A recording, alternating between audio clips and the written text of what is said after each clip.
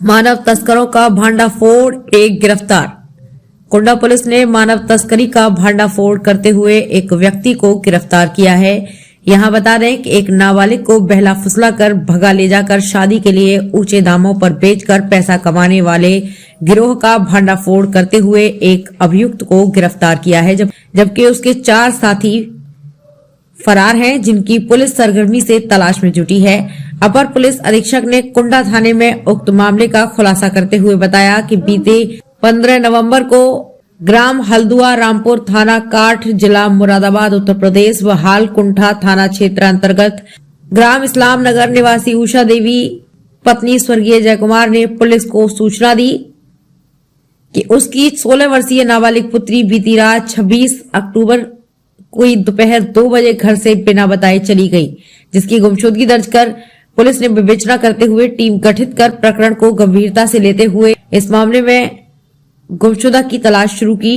गुमशुदा की खोज के दौरान पुलिस को पता चला कि उषा देवी मूल रूप से गांव हल्दुआ रामपुर, थाना कांठ, जिला मुरादाबाद, उत्तर प्रदेश की रहने वाली है तथा वो ग्राम इस्लाम नगर में करीब 2 महीने से किराए के कमरे में रह रही है। इनके पति की मृत्यु करीब 4 साल पहले हो चुकी है। बताया कि उषा की आर्थिक तंगी इतनी थी कि वो जाने आने में अपने गाल में उपजे एक ट्यूमर का भी इलाज नहीं करा पा रही थी और रात दिन दर्द से परेशान रहती थी। इसी बीच उसके पड़ोस में रहने वाली शातिर गिरोह की महिला सोनिया कुमारी व उसके मुंह बोले पति राजू द्वारा गुमशुदा की मां का इलाज कराने के नाम पर अपने विश्वास में लेकर नाबालिग को अपने जाल में फंसा लिया और उन दोनों ने मौके का फायदा उठाकर इस नाबालिग लड़की को बहला फुसला कर राजस्थान ले गए। वहां उन दोनों ने पूर्व में अभियुक्त के परिवार से इस शर्त के साथ शादी तय की थी कि वो उस लड़की को बेचने के बदले में 3 लाख रुपए देंगे, जिसके बाद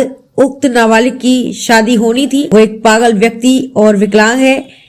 इस महिला एवं उसके मुंह बोले पति ने उसे बहला फुसला कर ले जाकर 3 लाख में अभियुक्त पक्ष को बेच दिया तथा 3 लाख रुपए लेकर वहां से भाग गई। तब से उन्होंने अपना फोन स्विच ऑफ कर लिया है। बात करें तो मानव तस्करी गैंग का खुलासा हुआ है, क्या है ये? देखिए, 15 नवंबर को एक बुजुर्ग महिला आकर के थाना कुंडा में सूचना दी थी कि उनकी नाबालिग बच्ची को उनके पड़ोस में रहने वाली एक महिला ने कहीं गायब कर दिया है। इस सूचना को तत्काल पंजीकृत करने के बाद एसओ कुंडा के नेतृत्व में और चौकी इंचार्ज सूर्या और अन्य हमारे जो कांस्टेबलरी और सब इंस्पेक्टर की टीम बना करके इसमें लगाया गया। इलेक्ट्रॉनिक सर्विलांस और मुखबिरों की सूचना के आधार पर ये पता चला कि ये दोनों ही पक्ष, जो सूचना देने वाली जो वादिनी है हमारी, वो भी यूपी की रहने वाली है, जो कि यहाँ 2 महीना पहले से किराए के मकान में रहती थी अपनी बच्ची के साथ, और जो दूसरी महिला थी वो भी यूपी की रहने वाली हाथरस की, जो कि वहीं पे पड़ोस में रहती थी। दोनों परिवारों में आना जाना था। इसी का लाभ उठा करके उस सातिर किस्म की महिला ने इस बच्ची को कुछ ख्वाब दिखाए कि इस तरह से चलते हैं और कुछ होममेड के काम है, इस काम को अगर करने के बाद जो पैसा मिलेगा तुम्हारी माँ के इलाज में, क्योंकि इनकी माँ को ट्यूमर है तो उसमें आसानी होगी। ये लगभग 20 दिन पहले इस लड़की को बहला फुसला करके राजस्थान ले गई और ले जाने के बाद वहाँ पे दिखाने उखाने के बाद फिर ये एक बार वापस लेके आई। लाने के बाद जब दूसरी बार इसकी मम्मी किसी काम से बाहर गई थी तो मौके का फ़ायदा उठा करके ये उस लड़की को लेकर के राजस्थान के अलवर गई और वहाँ जाकर के एक परिवार के साथ इसने उस लड़की का सौदा कर दिया 3 लाख रुपए में। कुल सौदा ये 5 लाख रुपए का हुआ था, जिसमें इस महिला ने 3 लाख रुपए ले लिए थे और बाकी 2 लाख रुपए की पेमेंट बाद में होनी थी। जब मुखबिर की सूचना पे यह चीज़ वेरीफाई हो गई तो हमने इसको काफ़ी गंभीरता से लिया और अलवर से सकुशल इस लड़की को हमने रेस्क्यू करके बरामद कर लिया है। और जो अभियुक्त थे, जो इस महिला ने इस लड़की को ले जाकर के वहाँ बिक्री की है, अभी वो फरार है। और जिस लड़की से शादी हुई थी वो भी फरार है। उसका पिता, जो कि स्टाम्प पे शादी कराने में जो अभियुक्त था, उसको हमने अरेस्ट करने में सफलता पाई है।